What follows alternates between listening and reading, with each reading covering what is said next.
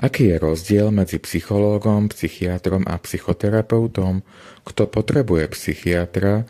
Ako sa pripraviť na psychiatrické vyšetrenie a ako toto vyšetrenie prebieha? Kto je psychiater? Psychiater je lekár, ktorý má oprávnenie v rámci vyšetrenia u pacienta zisťovať, či jeho duševný stav vykazuje alebo nevykazuje známky psychickej poruchy podľa medzinárodnej klasifikácie chorôb. Naše diagnózy začínajú písmenom F. Do dovršenia 19. roku života psychiatricky vedie pacienta pedopsychiater. Potom si takýto pacient, pokiaľ je psychiatrická starostlivosť naďalej potrebná, hľadá psychiatra pre dospelých. Pri prvej návšteve psychiatra vôbec už fyzicky dospelý človek môže, ak teda má nejaký duševný problém, rovno navštíviť psychiatra pre dospelých. Čo robí psychológ? Náplňou práce psychológa, myslím teraz na klinického psychológa, je predovšetkým psychodiagnostika a poradenstvo. Obaja, psychiater aj psychológ, môžu mať zároveň ukončený psychoterapeutický výcvik a vykonávať aj psychoterapiu. Psychológovia a psychiatri veľmi úzko spolupracujú, doplňajú sa. Nie je dobré, keď sa psychológ pred klientom preceňuje, prípadne prezentuje pri klientovi niečo, čo nie je v jeho kompetencii. Chce mu silou mocou pomôcť sám a bez liekov, inak by to vnímal ako svoje zlyhanie. Na druhej strane nie je dobré, keď psychiater, ktorý nemá vzťah k psychoterapii, sa o ňu na silu snaží a sám od seba neodporúča pacientovi navštevovanie psychológa.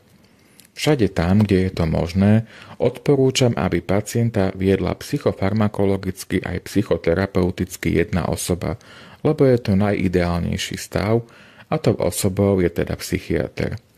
Áno, psychiatra môžu navštevovať aj ľudia, ktorí lieky aktuálne nepotrebujú, alebo ho môžu ďalej navštevovať tí, ktorí lieky ďalej už nepotrebujú užívať.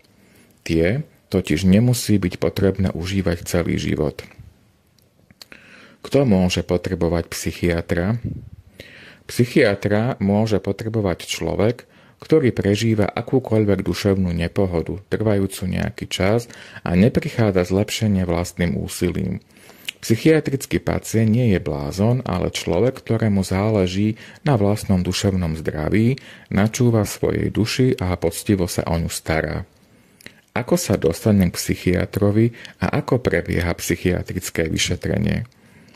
Pred prvou návštevou psychiatra pacient nepotrebuje výmenný lístok od obvodného lekára ani odporúčanie psychológa. Pri prvej návšteve sa psychiatr pacienta pýta na všetky jeho ťažkosti a na anamnézu podobne ako ktorýkoľvek iný lekár, avšak anamnéza, najmä rodinná, osobná, prípadne návyková, sú podrobnejšie ako kdekoľvek inde. Neoplatí sa nič skrývať, tajiť, lebo v tom prípade návšteva odborníka neprinesie očakávanú úľavu na duši. Hoci je pravda, že bez dôvery to nepôjde. Je dobré si teda vybrať takého psychiatra, pri ktorom nie je potreba zamlčiavať či klamať. Prvý rozhovor s psychiatrom trvá 40 až 60 minút. Na začiatku vyšetrenia psychiatr nechá hovoriť pacienta a následne sa pacienta cieľene pýta. Po vyšetrení psychiatr informuje pacienta o svojom závere a navrhne ďalší postup vrátane termínu kontroly.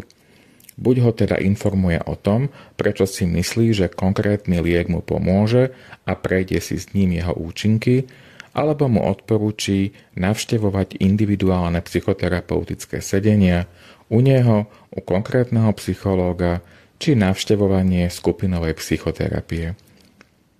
Čo je psychoterapia? Psychoterapia znamená, že pacient alebo klient v dôvernom rozhovore s psychoterapeutom otvára konkrétnu tému, problém s konkrétnym cieľom. S psychoterapeutom následne hľadá spôsoby, ako tento cieľ dosiahnuť. Psychoterapeut vyžaduje od pacienta, aby sa aspoň pokúšal uplatniť v bežnom živote konkrétny prístup, zmenu, spôsob, pre ktoré sa pacient sám pod vedením odborníka rozhodol. Psychoterapia nie sú rozhovory o všetkom a o ničom, ktoré nikam nevedú. Rozhovor trvá 30 až 45 minút a uhrádza sa zo zdravotného poistenia pacienta, samotným pacientom podľa cenníka poskytovateľa, prípadne doplatkom k sume zo zdravotného poistenia. Na záver chcem povedať, že ak máte nejaký vnútorný psychický problém, neoplatí sa čakať bez ohľadu na to, aký je tento problém dnes z vášho pohľadu vážny. Kým vás tento problém úplne neprerastie a paralizuje, ale čím skôr sa objednajte k psychiatrovi. Takto zabránite zhoršeniu stavu a možno, ak to urobíte zavčasu, ani nebudete potrebovať lieky.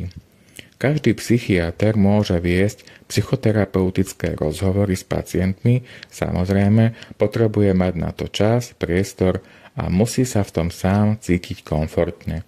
Čakacia doba môže byť rôzna niekoľko týždňov až mesiacov a práve preto nie je rozumné odkladať riešenie problému do nekonečna či nechať sa odradiť. Nezabudnite, že naraz nemôžete chodiť k 2 a viacerým psychiatrom, no máte právo vybrať si iného psychiatra, ak nie ste spokojní s tým, ktorého ste doteraz navštevovali. Niektorí psychiatri vám však pred odchodom budú vďační za spätnú väzbu, no pre istotu ju nikomu neponúkajte bez toho, aby ju vedel a chcel počúvať. Nikdy si neordinujte lieky sami, nemente bez predošlej konzultácie ordináciu lekára, dokonca sa s ním poradte aj o voľno predajných liekoch. Vyhnete sa tak rôznym komplikáciám a sklamaniam. Rovnako si sami nevysaďte psychiatrický liek bez predchádzajúcej konzultácie s psychiatrom, ktorý vám liek predpísal. Bežne sa tiež pacienti neinformujú o návykovom potenciáli lieku predpísaného obvodným lekárom, neurológom alebo psychiatrom. Prosím, robte to a dodržiavajte odporúčanú maximálnu dĺžku užívania takéhoto lieku, prípadne požiadajte o nahradenie tohto návykového lieku nenávykovým. A na úplný záver nezabudnite, že aj psychiater je len človek, že nie vždy sa vám budú páčiť jeho odporúčania, avšak chce vám pomôcť. Komunikujte s ním svoje sklamania, nejasnosti, nedorozumenia. Vďaka dôvere ľahšie príjmete aj náročnejšie výzvy k zmene.